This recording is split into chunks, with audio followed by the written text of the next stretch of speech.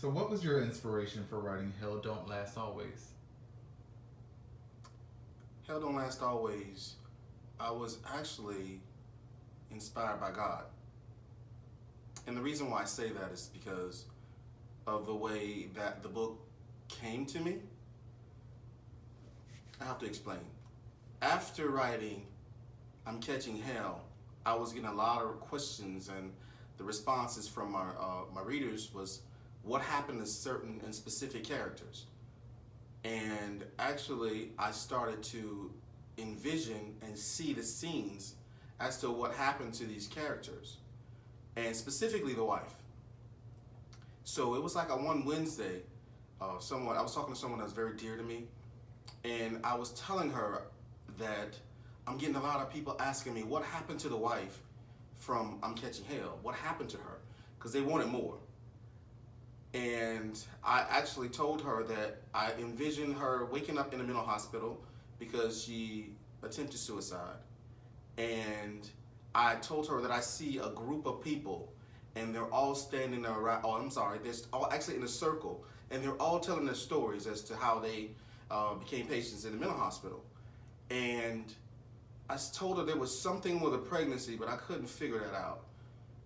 And when I told her that, so she was like, so you actually see the scenes? And I said, yeah, I see the scenes. And she was like, sounds like you need to be in a mental hospital. Of course, I laughed.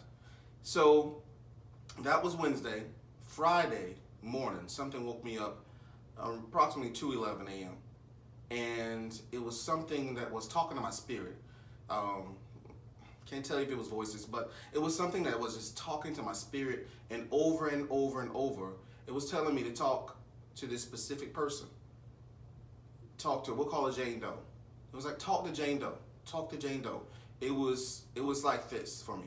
It was just a voice and just telling me to talk to her. So at the time, I was a manager, and this was one of my employees that they were telling me to talk to. So I went to work that morning, Friday morning, and I saw Jane Doe, and I said, Jane, I need to talk to you. And she was like, am I in trouble? And I'm like, no. I said, I want to talk to you about something. I know it's going to sound a little crazy because I'm getting ready to write my third book, and something is telling me that I need to talk to you.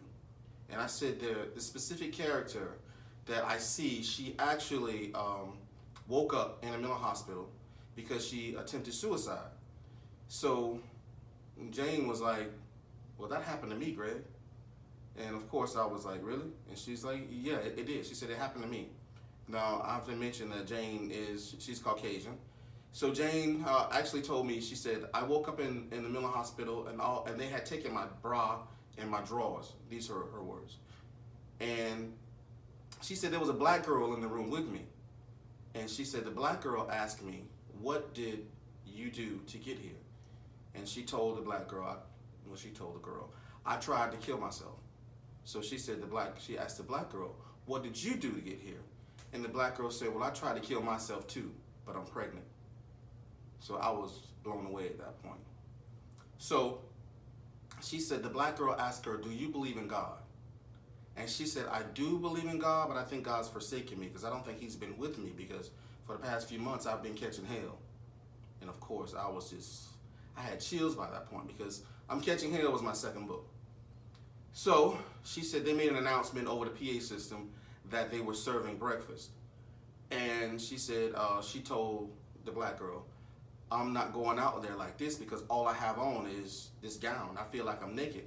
So she said the black girl went and got her 2 gowns. She put the 2 gowns on, and they proceeded to go to breakfast. So once they got into the cafeteria, she said there was this big nurse that was saying, your name is on your tray. Your tray is at the table that you're sitting at. So she said she actually found her name and tray at one table, and she said the black girl's name and tray was at a different table across the room. So she said as soon as she sat down, she said this little black woman came over and got in her face. And you have to excuse my language because I'm going to give it to you how she gave me the story. She said the little black woman came to her and she was like, you trashy bitch, that's my seat. And if you sit there, I'm going to beat your ass. So she said she stood up, she was ready to fight. But then she thought about it. I don't have any drawers on. So she said, at that point, the black girl came and tapped her on her hand, and she said, you don't want to do this. You want to get out of here because they're watching you. So she said the black girl took her tray and she walked it over to her table.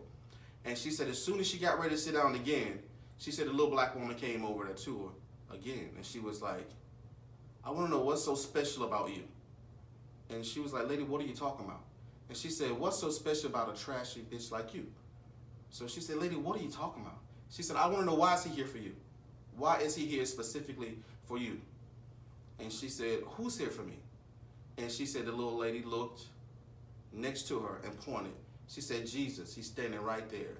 He's been following you since you came in here. So what's so special about you? And that was the beginning, and it inspired me so much. I went home that day and I wrote that. I wrote exactly what she told me. And I feel like that's why I feel like that was something that was given to me from God, because all the different signs. And that inspired me to write Hell Don't Last Always.